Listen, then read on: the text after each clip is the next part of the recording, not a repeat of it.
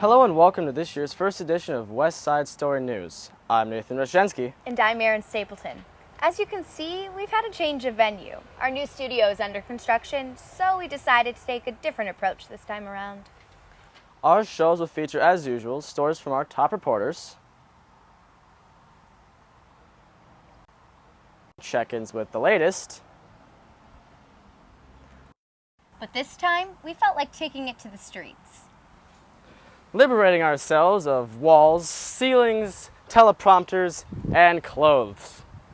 Anyways, we wanted to walk a little on the wild side, take a breath of fresh air. Hey Aaron, do you feel a little warmer than usual?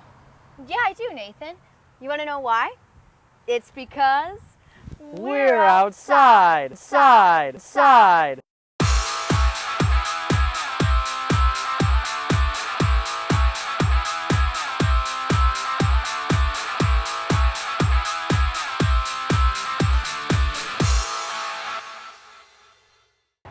I feel refreshed. Me too. You know what else is refreshing? No. Seeing new faces around school.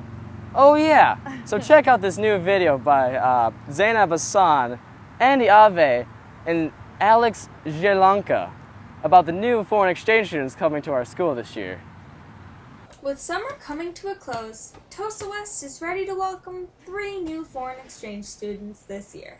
All settled in, these students are ready to do just what they came here for. To get back to school and be students.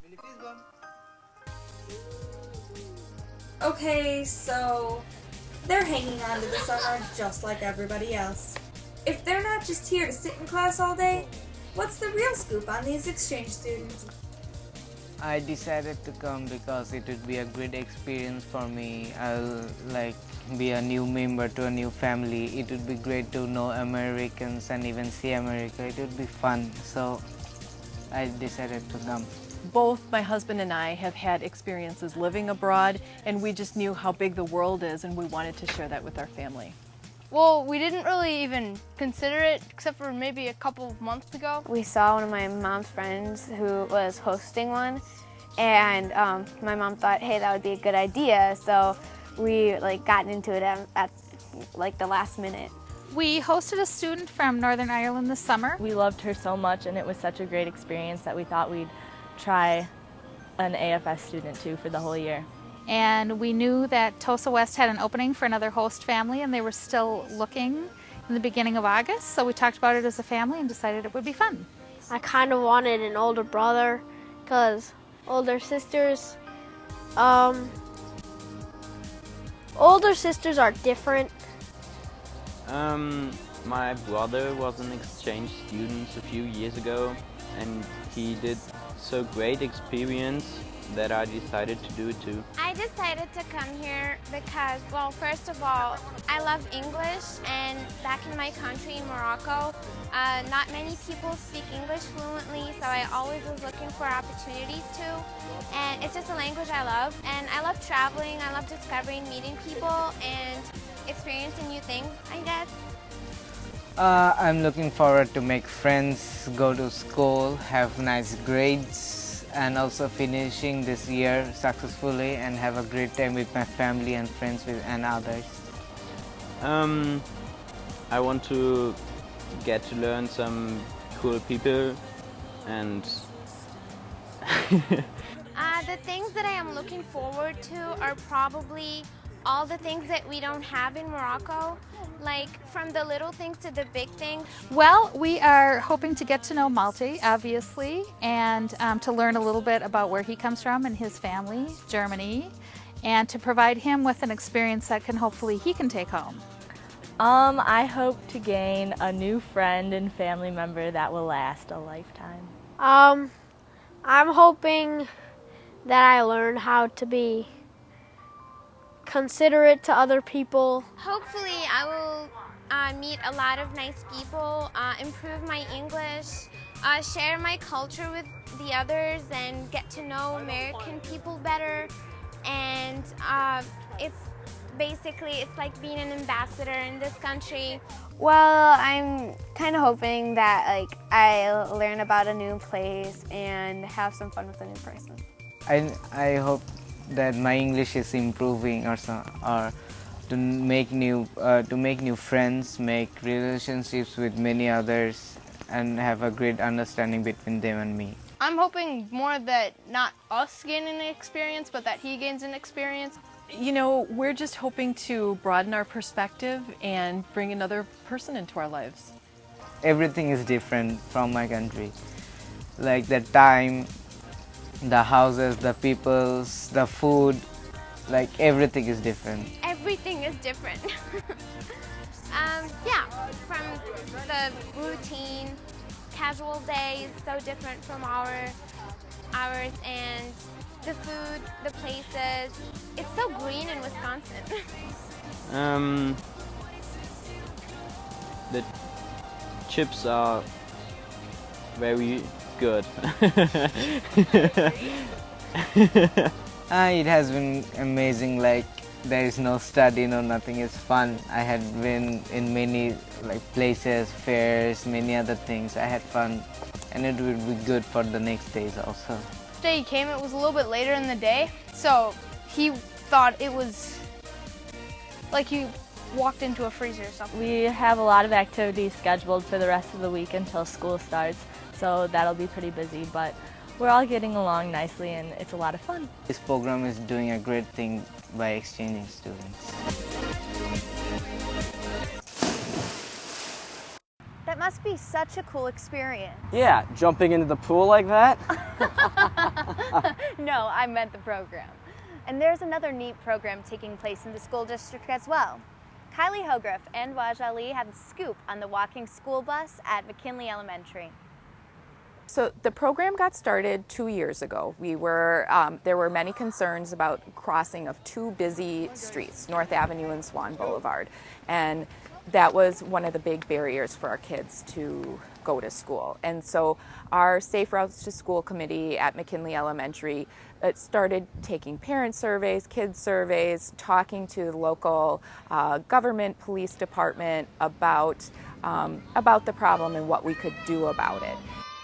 After finding out that less than half of McKinley Elementary School students walk to school, when the majority of them live within a mile and a half away, Sarah Larand and a group of parents decided to petition for the money to start a walking school bus program at McKinley Elementary. What's a walking school bus? And a walking school bus is simply stated a very organized way where parent volunteers lead a group of 5 or 6 or 8 students safely to school. The Safe Routes to School Committee had started to recognize the problems concerning the health and safety of students who didn't walk in groups or didn't walk at all. We began the plan where there was a petition presented to the city where 300 parents signed this petition. So we know 300 people were very concerned about this issue. We began to collect a lot of data. We worked first of all with the police department, and we learned what was the accident data, traffic violation data along North Avenue, along Swan Boulevard.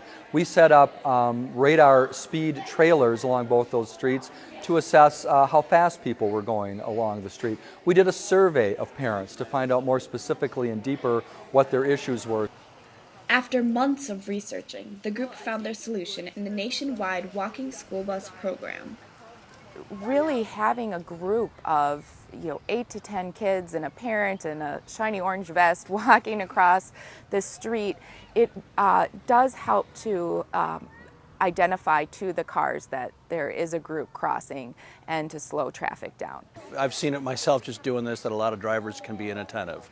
I'm responsible for bringing my son to school every day anyway, and the point was I think we saw a lot of parents all hanging out every morning doing the same thing. There was kind of redundancy there, and the idea here is you could have one parent bring 5 and it frees up the others that way, and it's a way you can volunteer and help out a little bit too. It helps them academically as well. We've heard from national studies as well as from our own teachers that when the kids are walking and biking to school, they arrive in the classroom ready to learn. I get to talk with my friends, and it's let me make new friends too. One of the things I think the advantages of walking school bus, safety and health and good for the environment, is also creating a mindset where it's the right thing, the cool thing to do. school so that when other challenges come in front of us, we are prepared for that. What the City of Wauwatosa has embarked on this summer of 2012 is a large construction project, a sewer project that's involving the burying of enormous sewer pipes right outside of McKinley, creating blocking of streets, making it difficult for cars to maneuver. Having a program like our Safe Routes to School program, like our walking school bus, it makes it easier to adapt to this construction program that we have. What the Safe Routes to School program has really identified is how a public-private partnership can be successful. This is a wonderful example of how the city can work with a parents group together on a grassroots basis without spending a lot of money to address an issue, in this case like pedestrian safety, and to make that work. It looks as though even the most unpredictable of obstacles for the walking school bus can be braved. There are walking school buses in Duluth, Minnesota, and in North Dakota, and all these places that are in Canada that are a lot colder than ours. And so, like, if they can do it there, we can do it in Wauwatosa. And now it's time for the latest.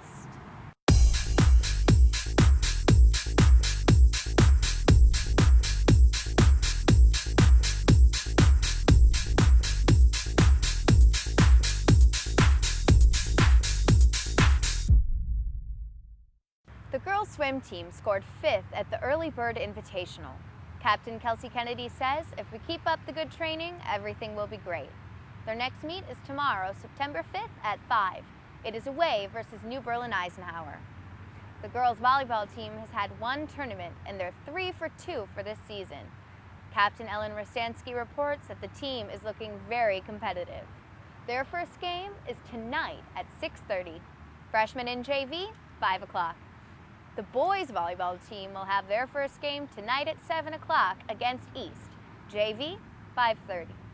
Coach Kyle Shakora realizes that many of the shoes they needed to fill have been filled, leading to a very well-rounded team. The girls' cross-country team has their next invite this Saturday against South Milwaukee at the Grant Park Golf Course. It starts at 11:50 a.m. JV at 9:30 a.m. Captain Bridget Jensen says the varsity team is looking really good and we can only get better from here. The boys cross-country team is proud to welcome 10 new members. They placed 7th at the Homestead meet on Friday. Captain Patrick Campbell says, we want to win the conference meet, so our younger teammates will have to step up. The JV competes at 10:50 and varsity competes at 11:30. Due to 3 senior injuries, the boys soccer team has had a rough season start, according to Mark Hewitt. However, he says that high-level training will make them a formidable team. They are 0 for 2 in their conference, but overall they're 2 for 5 for 1. Their next game is against Pius, which is a new school in the conference, and the game's at Whitman, so be there tomorrow at 6:30 p.m. JV, 4:30 p.m. The girls' tennis team has had 7 varsity matches. They are 1-0 for their conference match and 6 for 6 overall. Their next game is tonight at 4 o'clock against Pius. Coach Picard says, we will definitely be competing for the Woodland Conference Championship. And we have a real strong #1 singles player and pretty solid singles and pretty good double students too. There are a lot of new juniors on the girls' golf team.